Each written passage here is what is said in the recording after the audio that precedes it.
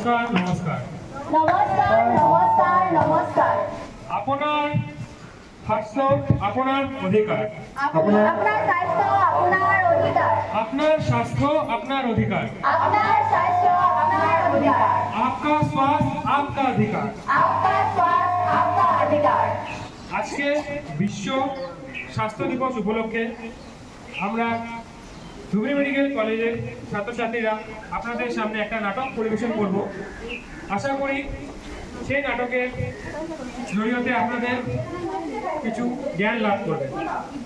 তো আমাদের নাটকের গল্পটা এমন হবে যে মৌসুমী হলো 15 বছরের একটা গরিব ঘরের মেয়ে।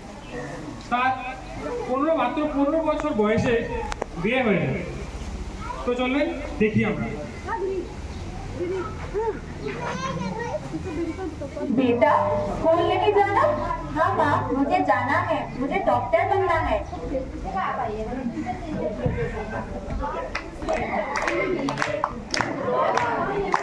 कहाँ जा रहे हो? हम स्कूल जा रहे हैं। बेटी की कोई पढ़ाई वढ़ाई नहीं होगी तो बेटी की सिर्फ शादी शादी शादी शादी।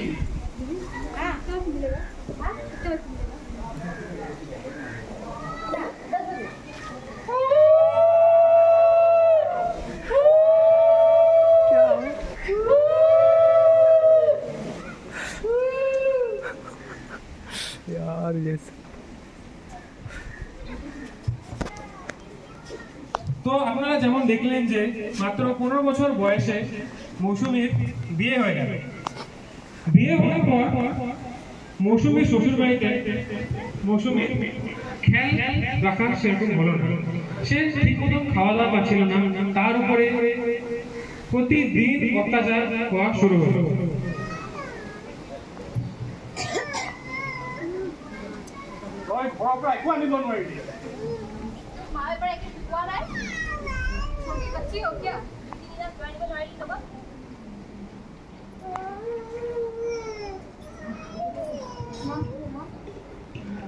তো আমাদের মানে একটা আমরা ভারতবর্ষের মধ্যে আসাম এই বাল্য বিবাহতে 1 নম্বর স্থান পেয়েছে।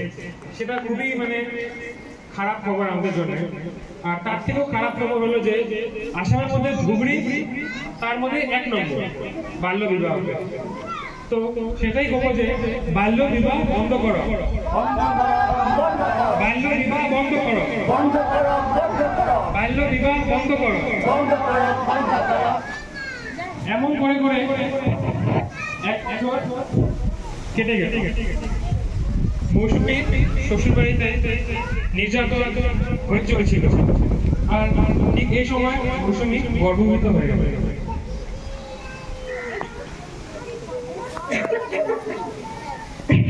তোর আকৌ আজি বেমাৰৰ নাটক।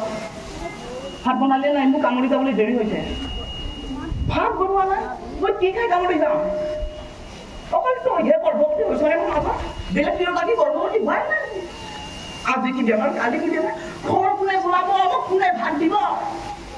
এতিয়া 9 মাহটো মই বহাই খুৱাব লাগিব। বা বৰ মোক হাৰামি ওলাইছ।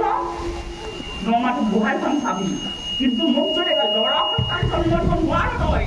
ঘৰৰ পৰা ওলাই দিম নেখাওঁ, সদায় তৎক্ষণাত মোৰ কামুৰি যাবলৈ দেৰি হৈছে।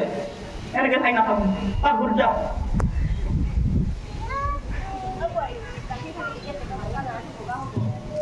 ডক্টৰ কি যাব লাগে? ডক্টৰ যাব গ'লে ডক্টৰে কি দৰৱ চৰৱ দিব, পেটৰ বাচ্চাটো মৰি থাকিব, নাযাবি।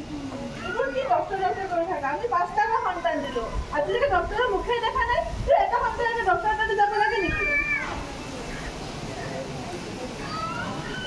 মই এনেকৈ থাকিলে নহ'ব, মই ডক্টৰ তাতে যাবই লাগিব। মোৰ দিনক দিনে গাটো বেয়া হৈ গৈছে। সেই শুনকচোন, মোৰ ডক্টৰ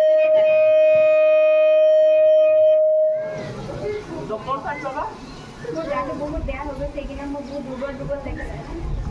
আজি মোৰ কাম আছে 10:30 বজাত। তো 12টা মানত গ'লে হ'ব? মা দেউতা শুনিছ? মা দেউতাই যি কয়, মা দেউতাই যদি যাব কৈ যাম। নহ'লে কিন্তু মই একো কৰিব নোৱাৰোঁ আগতে মা দেউতাক সুধিব লাগিব চাই বস্তামানত ভাল কৰি থাকিম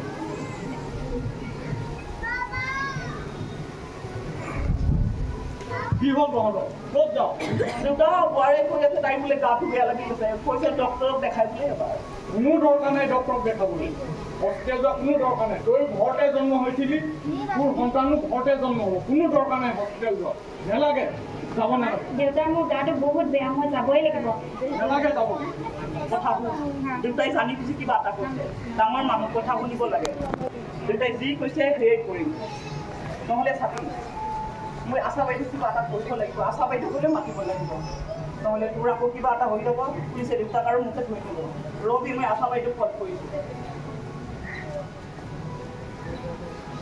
ঘৰত কোনোবা আছে নেকি আশা বাইদেউ আহিছোঁ হয় আছোঁ নমস্কাৰ তুমি আছে নেকি হয় মই তোমালোকৰ গাঁৱৰ আশা বাইদেউ হয় তোমাৰ কি তুমি গৰ্ভৱতী হৈছা বুলি তোমাৰ মিলিয়ে কৈছে হয় তোমাৰ কি কি প্ৰব্লেম হৈ আছে কোৱাচোন মোৰ মূৰ ঘূৰাই বমি হয় গাটো দুৰ্বল লাগে আচ্ছা তুমি গৰ্ভৱতী হ'বৰ কাৰণে কিবা টেষ্ট কৰিছিলা গম পাইছিলা কেনেকৈ গম পালা তুমি গৰ্ভৱতী হোৱা নাই কৰা টেষ্ট কৰা নাই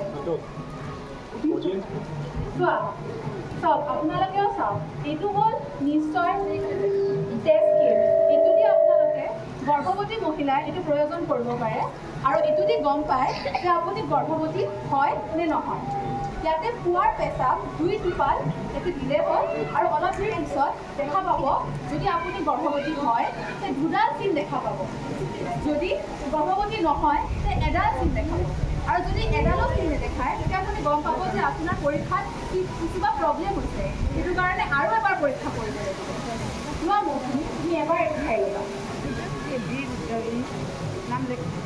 বাইদেউ মৌচুমী এবাৰ চাব চেণ্টাৰলৈ লৈ যাওঁ কোনো দৰকাৰ নাই কোনো দৰকাৰ নাই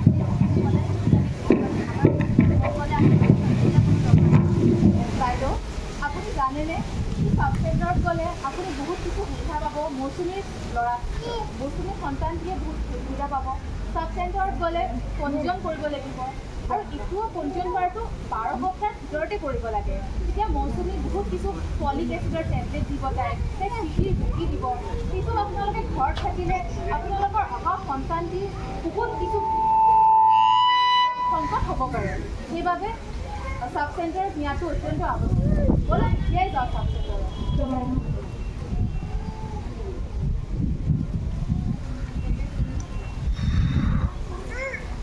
এওঁ হ'ল আমাৰ ANM বাইদেউ এওঁ আপোনাক বুজাব যে কি কৰা উচিত হয় তোমাৰ ফাৰ্ষ্টতে মই পঞ্জীয়নটো কৰি লৈছোঁ এখন হ'ল তোমাৰ MCB কাৰ্ড মাতৃ আৰু শিশু সুৰক্ষা কাৰ্ড ইয়াতে প্ৰথম পৃষ্ঠাত তোমাৰ নাম আপোনালোকৰ নাম আৰু ক'ত থাকে ঠিকনা আৰু মোবাইল নম্বৰ যদি আপোনাৰ কিবা বিপদজনক জৰুৰী কিবা সমস্যা আহে তেতিয়া ইয়াতে থকা মোবাইল নম্বৰটোত আপোনালোকে ফোন কৰিব পাৰে আৰু নেক্সট পৃষ্ঠাবোৰত আপোনালোকৰ স্বাস্থ্য সম্পৰ্কীয় গোটেইখিনি থাকে আৰু এইটো হ'ল আইৰণ টেবলেট আৰু এইটো কেলছিয়াম টেবলেট এইটো দিনত 2টাকৈ ল'ব লাগে আৰু এইটো দিনত 1টাকৈ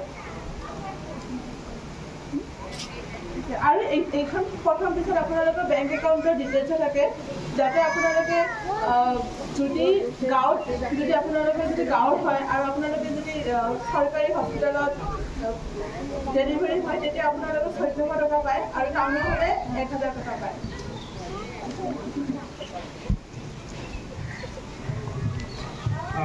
ANM আৰু আশা বাইদেউৰ সম্পৰ্কত অহাৰ পিছৰ পৰা মৌচুমীৰ স্বাস্থ্যত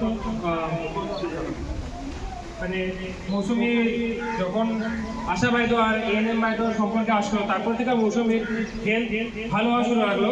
এমন করে 9 মাস কেটে গেল আর সময় আসলো যে মৌসুমীর ডেলিভারি সময় হলো। আর মৌসুমীর ডেলিভারি হলো একটা গভর্নমেন্ট হাসপাতাল। দেখবেন তারপরে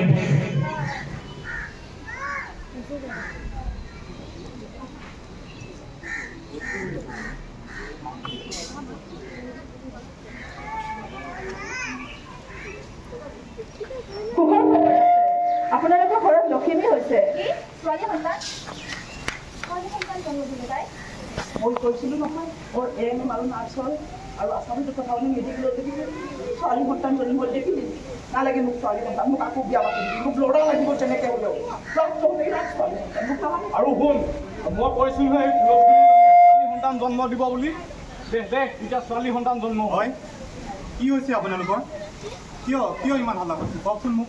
ডক্টৰ চাহাব ছোৱালী সন্তান জন্ম হৈছে পঢ়াব লাগিব লিখাব লাগিব তাৰপিছত বিয়া দিব লাগিব হ'ব বুজি পালোঁ আপোনালোকৰ মানে এই ইমান ধুনীয়া ছোৱালী সন্তানটো জন্ম হোৱাৰ কাৰণে প্ৰব্লেম হৈছে ন?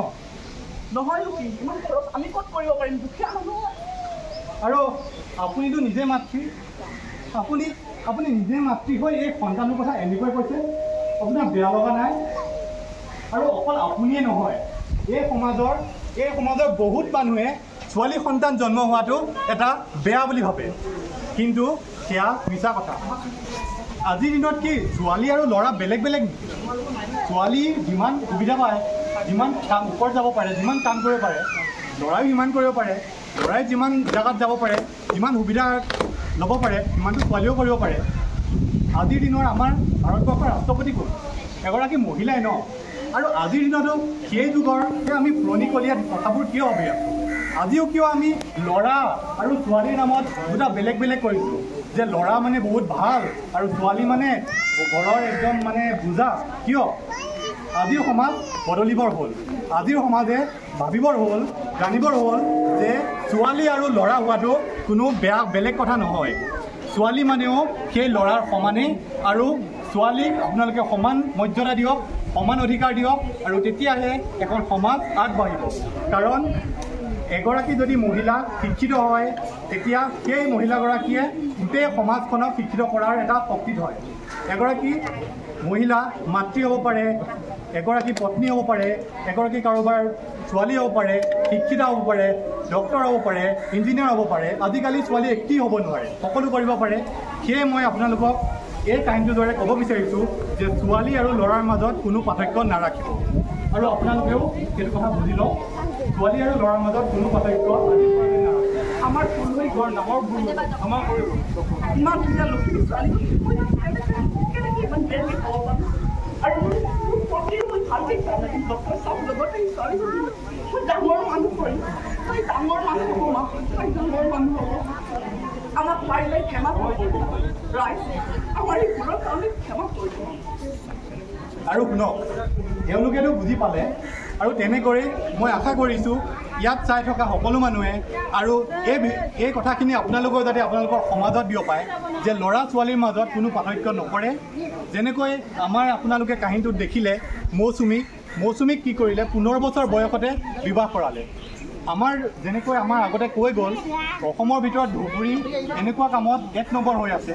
আৰু আপোনালোকে যাতে সেই সৰু কালতে এজনী ছোৱালী বিয়া কৰাই তাইৰ গোটেই ভৱিষ্যতটো যেন ধ্বংস নকৰে। কাৰণ এগৰাকী ছোৱালী যদি ভৱিষ্যত ধ্বংস কৰে, সেই গোটেই পৰিয়ালটোৱে বাঢ়ি বাঢ়ি গৈ থাকি এখন সমাজত কেতিয়াও সেই উন্নতিৰ পথত দেখা নাপাব। আৰু সেইকাৰণে কৈছোঁ, এই ভুল যেনেকৈ তেওঁলোকে বুজি পালে আপোনালোকেও বুজি পাওক আৰু সমাজখনক আগবাঢ়ি যাবলৈ সহায় কৰক। এখন আমৰা অনুষ্কা ডেকা, দীপঙ্কৰ, ৰুবুল আৰু চিৰঞ্জীৱ আৰু মই ঋষিকেশ। ধন্যবাদ।